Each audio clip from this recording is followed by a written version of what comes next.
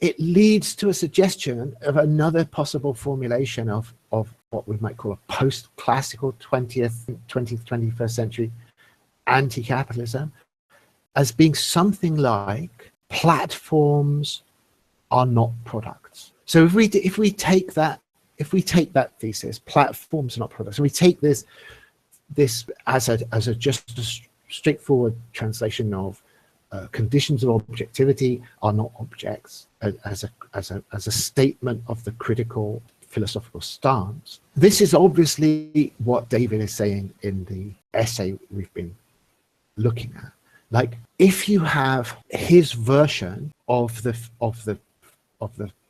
free market argument, then you're dealing with a universe of products distributed ergodically in a global space, and you have a market search procedure that can freely hunt for the best products in this space. It's not inhibited in its search procedure across this range of products. And platforms are treated just as if they were some other product. So that QWERTY, for example, or any is treated as if it's one among a whole bunch of possible keyboard layouts.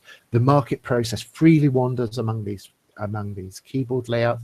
It then subjects various products, formats to testing within the market, comes out with some optimization within the market that is therefore, in these terms, guaranteed to be something like a global optimization, because it's an ergodic process. It's been freely wandering through the whole range of possibilities, and the whole range of possibilities have been tested by the market process. And if we've ended up with QWERTY, it's because QWERTY has come out best from this absolutely untrammeled process that, you know, to go back to the previous terms, demonstrates or assumes the competence of capital at global optimization. And so David is saying, no, what tendency says, what non-ergodism said, is that there has not been that free mobility of the market testing process across a global space. It's been localized,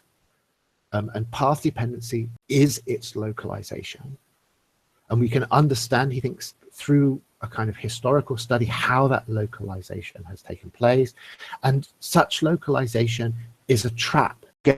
Once you get drawn into the process, this language of traps is absolutely crucial, and I think really an interesting, fascinating. We come back to there. But for David, it is obviously a trap. And so model of QWERTY as a market failure, extremely general failure, because if failed in a way that has failed, then we can say in general, demonstrate an incompetence at global optimization. Therefore, we have an actual concrete example failure that provides a kind of dispensable building block for a contemporary critique. So I've sort of inherited from last week that I've seen as a controversial point, is to say it is tied up with, is the QWERTY model an adequate model of market failure for the contemporary critique of capital or not?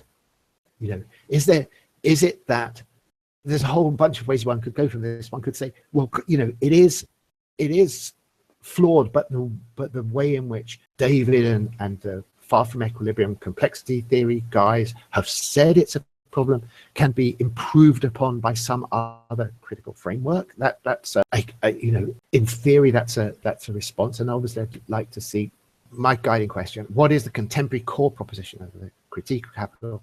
I'm wanting to say here that Quonomics, as David understands it, adequately captures what a contemporary critique of capital in its core consists of.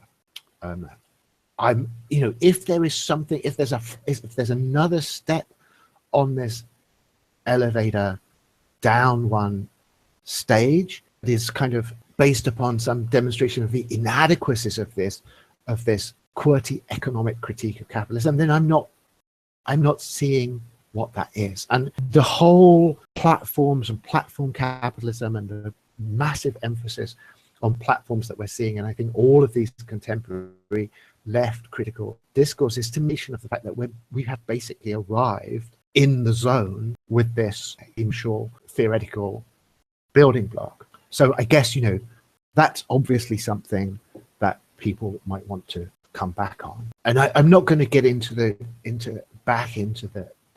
counter argument, Leibovitz and Margolis, at this point, because I think that their argument, however persuasive it might be, a defense of